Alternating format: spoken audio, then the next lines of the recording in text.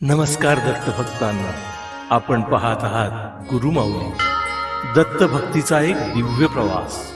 आपल्या आध्यात्मिक प्रवासात तुम्हा सर्वांचे स्वागत आहे. मित्रांनो, चातुर्मास म्हणजे हिंदू पंचांगानुसार आषाढ शुद्ध एकादशी म्हणजेच देवशयनी एकादशी पासून ते कार्तिक शुद्ध एकादशी अर्थात देव उठणी एकादशी किंवा प्रबोधिनी एकादशी या 4 महिन्यांचा पवित्र काळ. या काळात भगवान विष्णू योग निद्रेत असतात. या चातुर्मासात उपवास, दान आणि ईश्वराच्या भक्तीला महत्त्व दिले जाते. तर विवाह किंवा गृहप्रवेश यासारखे शुभ कार्य वर्ज्य मानले जातात. श्रावण, भाद्रपद, आश्विन आणि कार्तिक या 4 महिन्यात केलेले जप, तप आणि दान यांचे फळ हजारो पटीने मिळते अशी धार्मिक श्रद्धा आहे. या काळात सात्विक आहार घेतला जातो, कारण या काळात अनेक प्रमुख सण येतात, ज्यामध्ये नागपंचमी, रक्षाबंधन, श्रीकृष्ण जन्माष्टमी, गणेशोत्सव, नवरात्र आणि दिवाळी यांचा समावेश होतो. म्हणून या काळात मांसाहार, मद्यपान आणि तामसी अन्नाचा त्याग करून सात्विक जेवण घ्यावे. नामस्मरा गुरुदत्तांचे, तुमचे कार्य साधेल. मज प्रचिती आली भाऊ, तुम्हा देखील येईल. मित्रांनो, या चातुर्मासाच्या पवित्र काळात केलेली दत्तगुरूंची उपासना भक्ताला मानसिक शांती, आध्यात्मिक उन्नती आणि संकटातून मुक्ती मिळवून देते. या 4 महिन्यात निसर्गात आणि वातावरणात रजतम लहरींचे प्रमाण वाढलेले असते. त्यामुळे स्वतःभोवती संरक्षक कवच निर्माण करण्यासाठी दत्तगुरूंची साधना केली जाते. चातुर्मासात दत्तगुरूंचे नामस्मरण, गुरुचरित्र वाचन आणि उपासनेला अत्यंत महत्त्व आहे. या 4ही महिन्यात पाऊस असल्यामुळे ध्यान साधनेसाठी एकाच जागी स्थिर राहून दत्तभक्ती करणे अत्यंत फलदायी मानले जाते.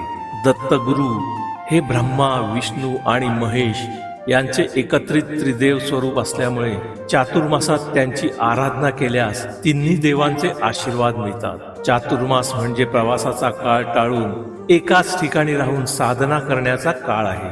म्हणूनच श्रीपाद श्रीवल्लभ आणि श्री नृसिंह सरस्वती यांच्यासारखे दत्त अवतार संपूर्ण चातुर्मासात एकाच ठिकाणी राहून तपश्चर्या आणि अनुष्ठान करत असत. मित्रांनो, हा व्हिडिओ स्किप करू नका. कदाचित हा दत्तगुरूंचाच संकेत असेल. डोळे बंद करा, मन शांत करा आणि पूर्ण श्रद्धेने म्हणा, अवधूत चिंतन श्री गुरुदेव दत्त. मित्रांनो, चातुर्मासात रोज सकाळी स्नान करून पूजेपूर्वी स्वतःला आणि दत्तगुरूंच्या प्रतिमेला किंवा मूर्तीला अनामिका बोटाने गंध लावावे. तुपाचा दिवा लावावा. दत्तगुरूंना जाई आणि निशिगंधाची फुले अत्यंत प्रिय आहेत. ही फुले वाहताना फुलांचा देठ देवाकडे करून व्हावी. चंदन, केवडा, चमेली किंवा हिना या सुगंधाची उदबत्ती लावावी. चातुर्मासात श्री गुरुचरित्र ग्रंथाचे पारायण करणे किंवा दररोज काही अध्याय वाचणे अत्यंत पुण्यकारक मानले जाते. चातुर्मासात 7 दिवसांचा गुरुचरित्र सप्ताह करणे अत्यंत फलदायी मानले जाते. जर सलग वाचन शक्य नसेल तर रोज 1 किंवा 2 अध्याय वाचावे. चातुर्मासात श्री गुरुचरित्र किंवा दत्त महात्म्य या ग्रंथाचे वाचन किंवा पारायण केल्यामुळे साधकाच्या सात्विक भावना वाढतात आणि भक्ती दृढ होते. दत्तगुरु हे स्वतः भिक्षेचे कैवारी आहेत. त्यामुळे घरी आलेल्या कोणत्याही अतिथीला किंवा गरजवंताला विनमुख पाठवू नये. त्यांना अन्नदान करावे. तसेच दररोज किंवा किमान पौर्णिमेला गाईला गोग्रास आणि कुत्र्याला भाकरी किंवा अन्न अवश्य घालावे. तसेच दिगंबरा दिगंबरा श्रीपाद वल्लभ दिगंबरा श्री गुरुदेव दत्त या मंत्राचा जास्तीत जास्त जप करावा. चातुर्मासाच्या काळात नियमितपणे दत्तबावनीचे पठण केल्याने संकटे दूर होतात. तसेच पूर्वजांचे त्रास अर्थात पितृदोष दूर होऊन घरातील वाईट शक्तींचा नाश होतो. चातुर्मासात घरावर किंवा आरोग्यावर एखादे मोठे संकट आल्यास श्री वासुदेवानंद सरस्वती महाराज विरचित घोर कष्टोद्धरण स्तोत्राचे दररोज पठण करावे. चातुर्मासातील गुरुवारी सात्विक एकभुक्त अर्थात एक वेळ जेवून उपवास करावा. आणि सायंकाळी दत्त महाराजांची पूजा व आरती करून उपवास सोडावा. जर जवळ दत्त मंदिर किंवा उंबराचे झाड असेल तर चातुर्मासात त्याला 7 किंवा 7च्या पटीत प्रदक्षिणा घालणे अत्यंत शुभ मानले जाते. घरात किंवा बाहेर कधीही मोठ्या आवाजात चिडून किंवा अपशब्द बोलू नये, कारण दत्तगुरूंना शांत आणि आनंदी वातावरण प्रिय आहे. चातुर्मास हा काळ साधना, जप, तप आणि आत्मशुद्धीसाठी अत्यंत पवित्र मानला जातो. या काळात श्री गुरुदेव दत्तात्रयांची साधना केल्याने साधकाला विशेष फळ मिळते. नकारात्मकतेचा नाश होतो. दत्त महाराजांची नित्य उपासना, स्तोत्र पठण किंवा श्री गुरुदेव दत्त नामाचा जप केल्याने मनातील अस्वस्थता, भीती आणि ताणतणाव दूर होतो. चातुर्मासातील वातावरण सात्विक असते. या काळात केलेल्या जपाने मन एकाग्र होऊन मानसिक समाधान लाभते. आयुष्यात योग्य मार्ग मिळतो आणि आध्यात्मिक व व्यावहारिक प्रगती होते.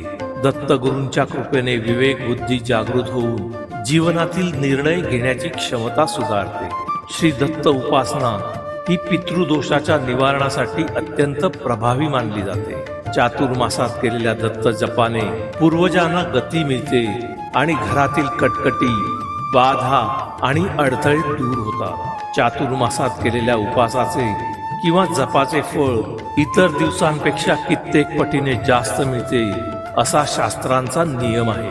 नियमित दत्तभावनी किंवा सिद्धमंगल स्तोत्राचे पठण केल्याने शारीरिक व मानसिक व्याधी कमी होण्यास मदत होते. घरात दररोज दत्त महाराजांची पूजा, आरती आणि जप केल्याने वास्तुदोष शांत होतात आणि घरात आनंदी व शांतपूर्ण वातावरण राहते. दत्त दिगंबर दैवत माझे, दत्त दिगंबर दैवत माझे, हृदयी माझ्या नित्य विराजे, हृदयी माझ्या नित्य विराजे. दत्त दिगंबर दैवत माझे, दत्त दिगंबर दैवत माझे. नमस्कार दत्त भक्तांनो. दत्तभक्ती आणि अध्यात्माचा प्रसार करण्यासाठी मी गुरुमाऊली हे YouTube चॅनल सुरू केले आहे. तुमच्या आशीर्वादाने व प्रेमाने लवकरच 1,00,000 सबस्क्रायबरचा टप्पा गाठायचा आहे. कृपया चॅनलला सबस्क्राईब करून या कार्यात आपले सहकार्य द्यावे ही नम्र विनंती. हे दत्तात्रेय, जसे आपण 24 गुणगुरू केले तसेच सर्वात उत्तम गुण ग्रहण करण्याची वृत्ती सर्व दत्त भक्तांना प्राप्त व्हावी हीच आपल्या चरणी प्रार्थना. धन्यवाद मित्रांनो.